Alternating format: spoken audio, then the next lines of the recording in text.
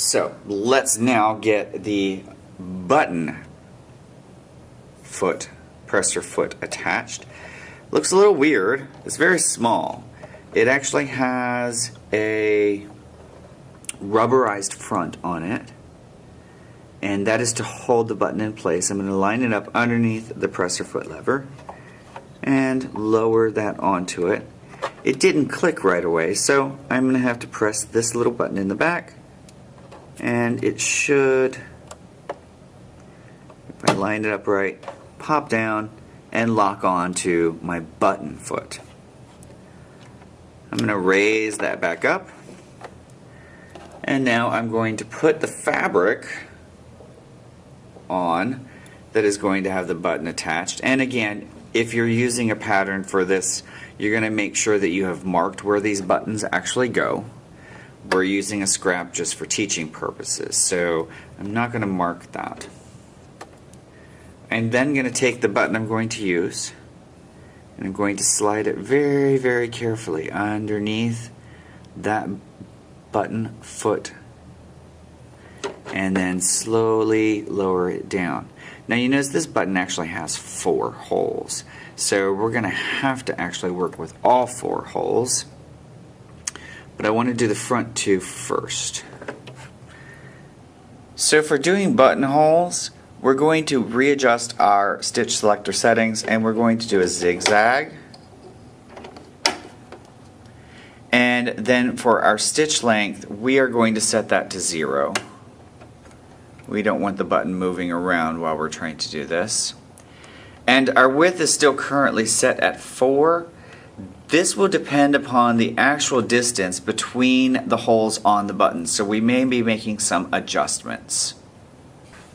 We also need to turn off the feed dogs. The feed dogs are the little claws underneath there that move the fabric back and forth. Again, we want that button to stay stable, so we're going to slide the Freon cover off and use the switch here to turn the feed dogs off, and then carefully slide the cover right back on. Okay, so now we're actually going to stitch this button on to the fabric. Again, just like I did with the buttonhole, I'm going to lightly grab the thread coming off that top needle. I'm not going to use the foot pedal to start with. I'm actually going to use the hand wheel, and the first thing I'm going to do is make sure that it is actually going down into the hole of the button. So it's going down into the very first hole, and I'm going to bring it back up, and I would like to make sure that it also goes down into the second hole. Now I'm going to tell you, it's really, really kind of close to the edge, and I do not want that to hit the plastic of the button, because it can break the button, it can also break the needle. So I will take the width selector up at the top, and I will slightly bring it down, and then I will test it another couple of times to make sure that we are going to make sure we go through both holes without hitting the plastic or breaking a needle. Now that I've done it a couple of times, I'm going to press down on my pedal, my foot pedal. You should do about 10 times.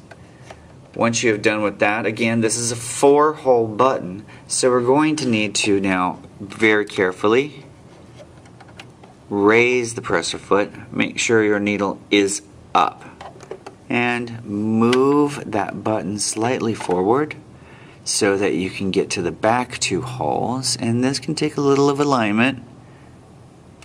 And again, because we've moved things around, we're going to make sure that that needle is going into both back holes without hitting any of the plastic.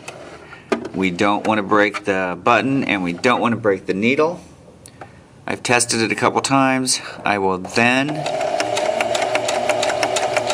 get about 10 stitches in, and the last thing I'll do to lock this button on is to switch to a straight stitch.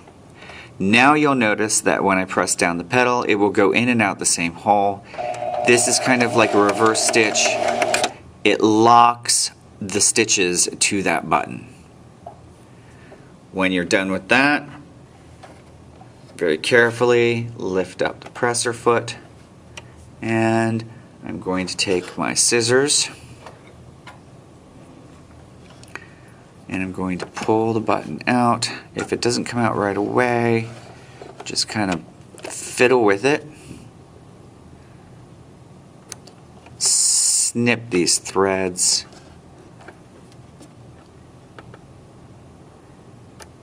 And you have now machine stitched a button to the fabric. Now that I've trimmed off all the threads, I've got my button and my buttonhole, and let's make sure that it works nicely.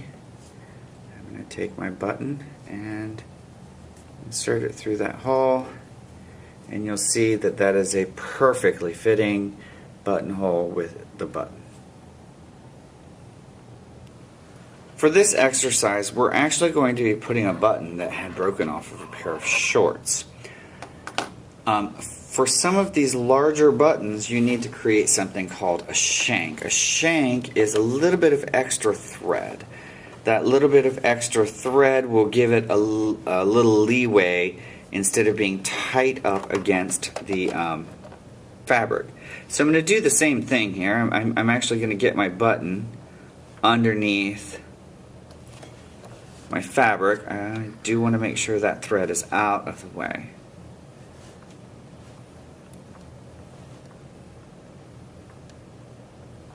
And I think I have that in there nicely. Still a little loose. Let's lock that down. This can take a little fiddling. And there we go. And now, to create a shank, I'm actually going to use a needle here. There is a hole, it's a location right there, that what I'm going to do is I'm going to insert, I may need to loosen this up a little, I'm going to insert an actual hand needle through, and you'll see that it sits in the middle, in between two of the buttonhole holes. Again, I'm going to grab my top thread. I want to make sure that, same way before, that the actual needle is going into a hole on each side,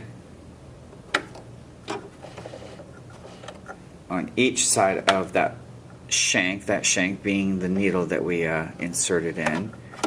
So it's going into the first one fine, it's going into the second one fine. This is rather thick material. Now that I've made sure that it measures out properly, I'm going to do about 10 stitches using my foot pedal. And you'll see that it actually went over that needle. That is going to give it a little bit of space between the fabric and the button. Much like we did before, this button has 4 holes. So what do we need to do? We need to raise that presser foot, and we need to pull this out slightly. The shank tends to get in the way a little bit, so you'll want to make sure that you can get the button past that little rubber area.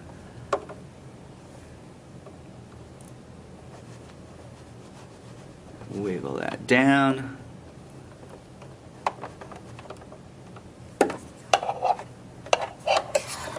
Sometimes it takes raising it up a tad. And there we go.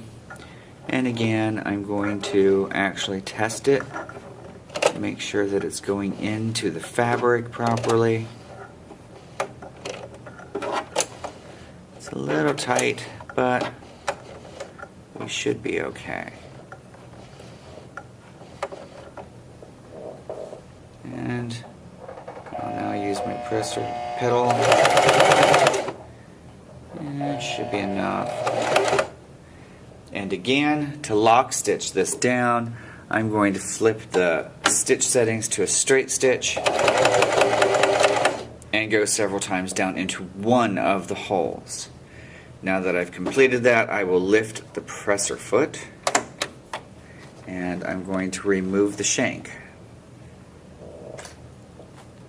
Now I should be able to slide that out, And I'm going to trim the excess threads.